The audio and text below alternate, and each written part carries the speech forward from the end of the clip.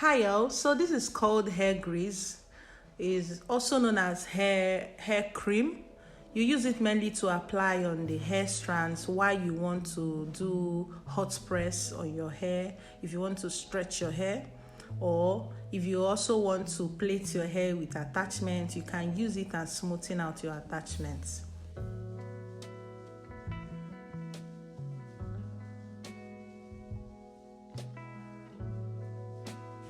This is a very simple recipe, so let me go through everything we need. I'll be writing it on the screen so you can also take a screenshot. That's stearic acid. These are all the hardeners and thickeners. The petroleum jelly, the shea butter, the paraffin wax are all contained here, and the quantities are listed on the screen. And then I'll be making use of majorly stearic acid and the paraffin wax. If you increase your paraffin wax, it will be thicker. If you increase your jellies, it will be thicker. I mean, if the proportion of your jellies to your oils are high, it will be thicker.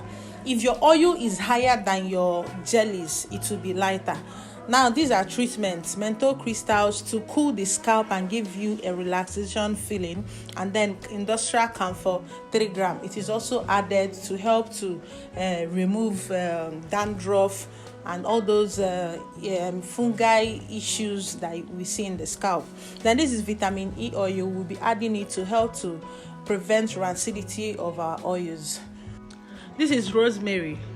We'll be using rosemary to infuse into our oils. You know, if you don't have rosemary, you can actually make use of any other type of herbs that you know that is good for the hair. The combination of oil I'm using is paraffin oil and castor oil. Castor oil helps the hair to grow.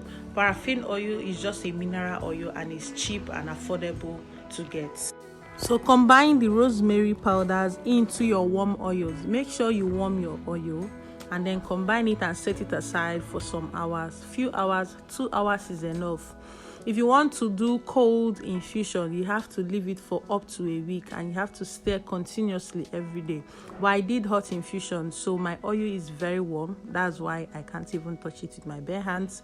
So once it is done infusing, we are going to combine.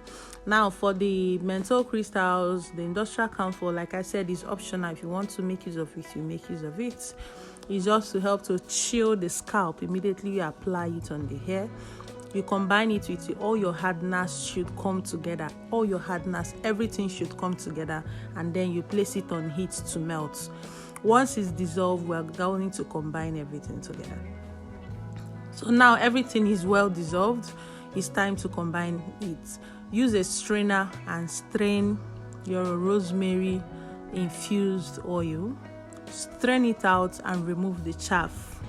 You can see it has also discolored the oil to some extent. If you are using fresh rosemary, you may have a greener outlook compared to mine that is using dried leaves. So once you are done, just do it the way I'm doing. Filter it, and then you also combine adding your jelly oil, your petroleum jelly, your shea butter that you dissolved, every other thing. Mix everything together. It's a very simple production, okay? It's a very, very simple production. I just wanted to confirm if you have liked this video and subscribed to my channel yet. Are you a new subscriber to my channel? I'm into DIYs. Here I show you how to make things at home at a very low cost. I give you full receipts of how you make your production, and then you can also drop questions in the comment section for me to answer. If you're a returning subscriber, thank you for sticking with me, and thank you for helping me grow up to this extent. So now what I want to do is to color. I want it to have kind of an aquamarine kind of outlook, so I'm making use of green color. I'm making use of oil soluble colors. When you buy it, it's in powdered form. You dissolve it with a little bit of oil before you make use of it. So I'll combine the green color and the blue color together to give me the appearance you saw in the beginning of the video. Also note that if you don't have oil soluble colors, you may as well make use of mica colors. Mica colors are soluble in water and also in oil. And also oxide colors are also soluble in water and also in oil. So you just combine it. I wanted the color to have this look kind of aquamarine or ocean blue. So this is what I wanted to have, and I'm good with it. So once you're done, just prepare everything, pour into your containers. Make sure you sterilize them very well, please.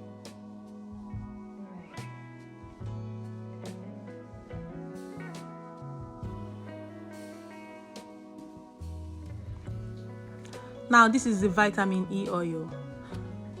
This is tocopherol. We'll add it to the oil to prevent rancidity and also help to prolong the shelf life of the product.